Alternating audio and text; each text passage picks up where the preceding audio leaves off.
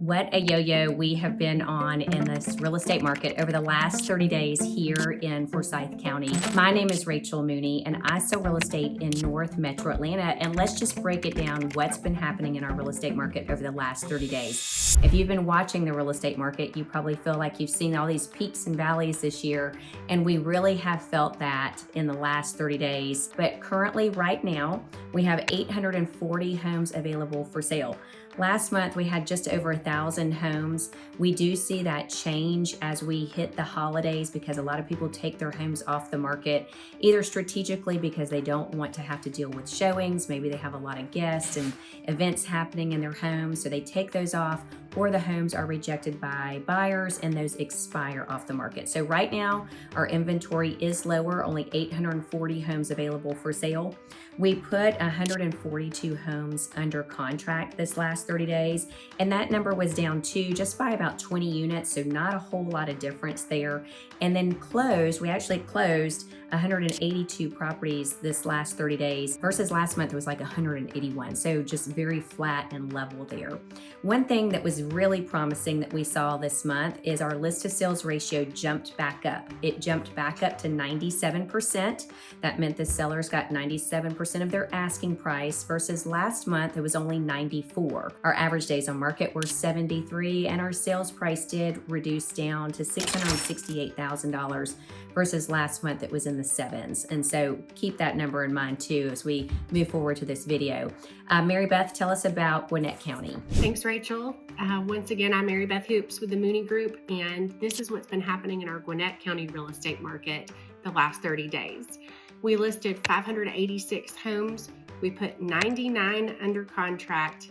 336 went pending, which means they removed all contingencies in the contract. We sold 439 for an average sales price of $487,000. It took about 49 days on market. That was a little bit higher than last month, but the number that stood out to me as the biggest change from last month was that list to sales price ratio. Now, typically in Gwinnett, we hover around 97 to 99% in this normal balanced market that we're in now, but this month we came in at 91.4%. So that's the biggest drop in list to sales price ratio we've seen in a long time. And if you're a buyer in this market, right now is not a bad time to be looking for a home. The last number that I'll tell you is our supply. So we're at 5.46 months of single family homes here in Gwinnett. That is still a balanced market, not much different than last month. I imagine we hover around that same number until maybe February or March when the spring market picks up. Reach out if you have questions about how to win in this market, whether you're a buyer or a seller, and we'll see you next year. All right, so as you can hear from the numbers from Mary Beth, Gwinnett County is a much larger county, but they're moving at kind of that same type of pace that we are seeing here in Forsyth County. So if you watch these videos, again, I keep referring back to our videos that we do. We've been doing these since 2017. And so we tell you about windows of opportunity. Well, last month there was a window of opportunity for buyers, and that showed in that 94% list to sales ratio. There was quite a bit of money there that buyers were able to negotiate with those sellers. And this month we saw that change. We went back to a 97%. What that tells us is the buyers and the sellers are understanding what's happening in our marketplace along with their realtor. So they're pricing those properties correctly. And so as there is still room to negotiate, you're only at a 3% negotiation spread there versus last month. So properties are being priced accurately now, and we saw that also in our sales price, over $700 last month versus $668 this month. So we're starting to see some leveling.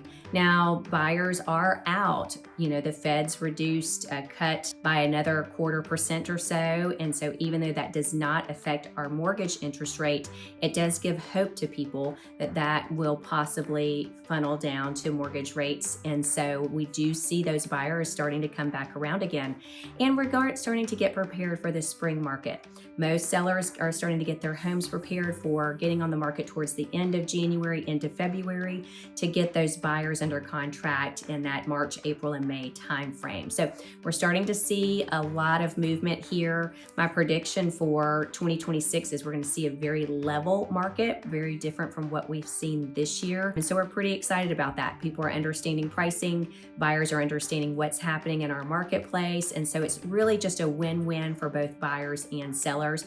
I want to give a little bit of piece of advice though. If you are seeing a home that's available for sale and it's show shape ready condition and it seems to be priced accurately, most likely other buyers are looking at it as well. And so you want to make sure that you are prepared to make an offer. No longer are we seeing contingents on home selling, especially if your home is not on the market. Your home needs to be on the market now, and current sellers need to see that there is motivation there. So they're no longer taking those contingencies like they were last month.